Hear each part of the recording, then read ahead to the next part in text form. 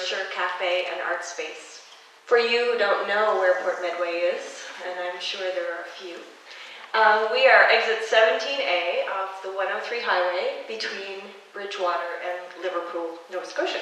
In late 2013, the idea of buying the old Quickway and takeout in the neighboring community of Port Medway started to come together.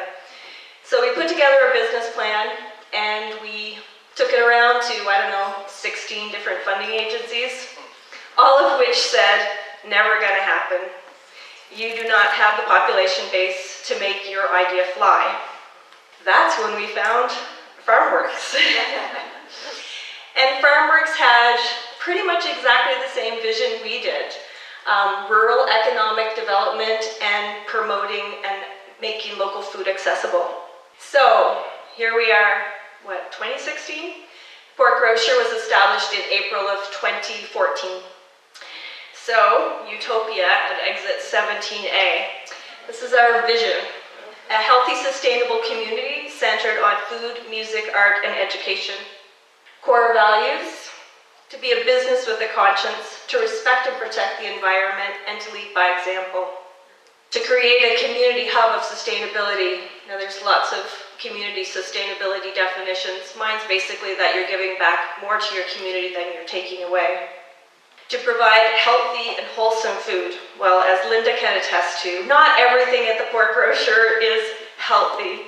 Deb makes a mean cinnamon roll and they just fly off the counter. But what we do is we strive to use whole food ingredients and prepare everything on site.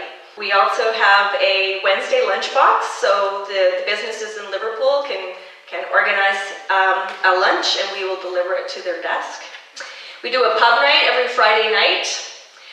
We do a brunch on Sundays. The cafe runs 7 days a week. And we do lots of special event dinners as well. We also do Port Jam. The last 2 summers we've held a big backyard get-together, music, big cookout, beer tent, just a great time. We've had estimates being 400 to 500 people there. The largest gathering ever in Port Medway, that's the word. This year is September 24th, so feel free to join us. Culture and community, well, Port Medway was established in 1760, so you can imagine the culture and community that it takes to still be in existence after that kind of a timeline. It is such an amazing community.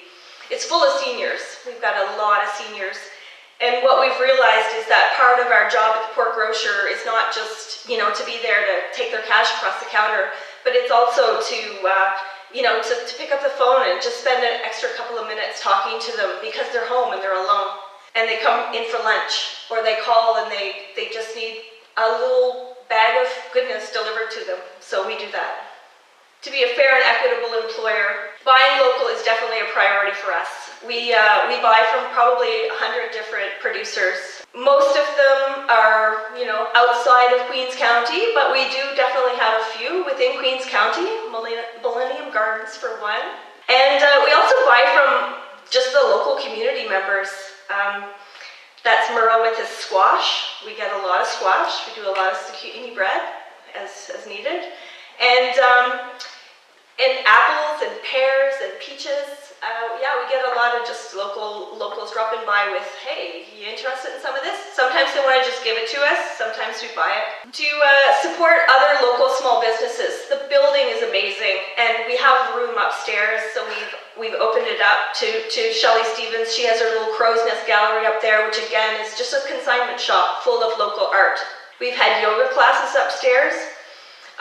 We're also the post office, so we're open year-round because we're the post office, which is great. It's a challenge. The winters are definitely a challenge, but it's worth it. It's worth that challenge. The Port Medway Art and Design, that's a little shop that just opened down the street, which again, the Port Grocer's become the anchor, and now we're seeing spin-offs because of it.